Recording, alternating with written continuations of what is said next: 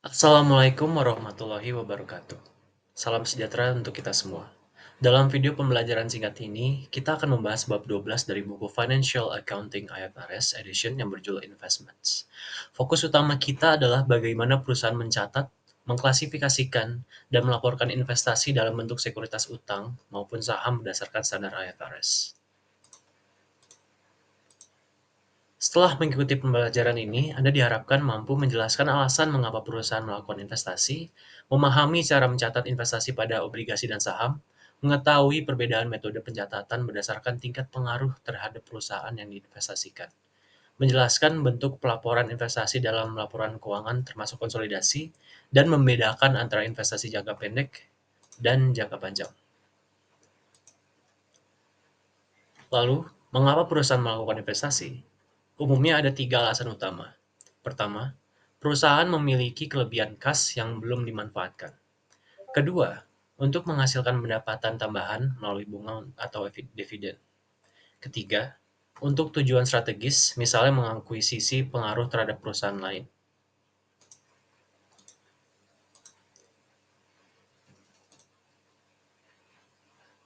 Untuk investasi pada obligasi atau sekuritas utang, akuntansi dilakukan dalam 3 tahap.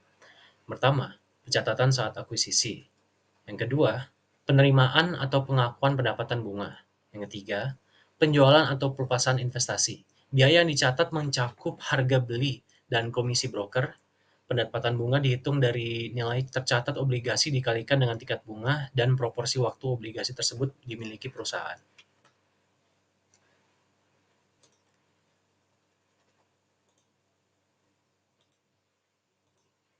Resiko investasi utang.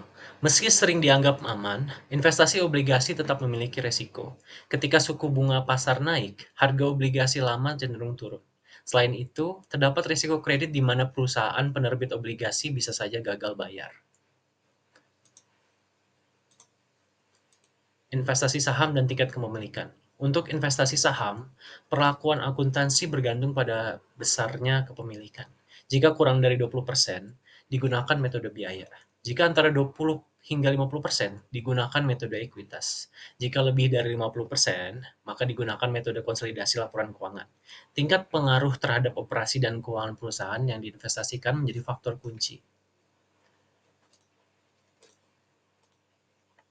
Sebagai contoh, saat perusahaan membeli saham, maka dicatat sebagai share investments. Ketika menerima dividen, maka dicatat sebagai pendapatan dividen. Jika perusahaan menggunakan metode ekuitas, maka bagian dari laba perusahaan yang diinvestasikan juga diakui dalam pembukaan. Berdasarkan niat dan sifat kepemilikan, investasi diklasifikasikan menjadi trading securities, dibeli untuk diperjualbelikan dalam jangka pendek, diukur pada nilai wajar dan perubahannya mempengaruhi laba bersih. Yang kedua, held for collection, debt only, dicatat dengan metode biaya diamortisasi. Yang ketiga, non-trading securities, diukur pada nilai wajar, tetapi perubahan nilainya dicatat di penghasilan komprehensif lain.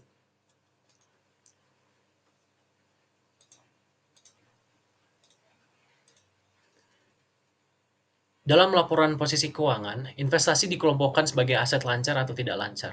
Laba atau rugi yang belum direalisasi dari investasi dicatat dalam ekuitas, khususnya sebagai other comprehensive income. Sementara itu, laba atau rugi yang direalisasi dimasukkan ke dalam laba rugi periode berjalan. Konsolidasi laporan keuangan. Jika suatu perusahaan memiliki lebih dari 50% saham perusahaan lain, maka perusahaan induk wajib membuat laporan keuangan konsolidasian. Seluruh aset, liabilitas, pendapatan, dan beban perusahaan anak digabungkan dengan induknya. Transaksi antar perusahaan dikeluarkan atau dieliminasi untuk menghindari pencatatan ganda. IFRS dan GAAP memiliki banyak kesamaan dalam perlakuan investasi. Keduanya mengakui kategori investasi seperti trading dan non-trading. Perbedaan utamanya terletak pada dasar konsolidasi. IFRS menekankan pada kontrol, sedangkan GAAP menggunakan model resiko dan suara. Sebagai penutup, penting untuk memahami bahwa investasi merupakan bagian strategis dari manajemen keuangan perusahaan. Perlakuan akuntansi atas investasi harus sesuai dengan standar akuntansi yang berlaku agar laporan keuangan mencerminkan nilai sebenarnya dan dapat dipercaya oleh pihak eksternal. Terima kasih atas perhatiannya. Wassalamualaikum warahmatullahi wabarakatuh.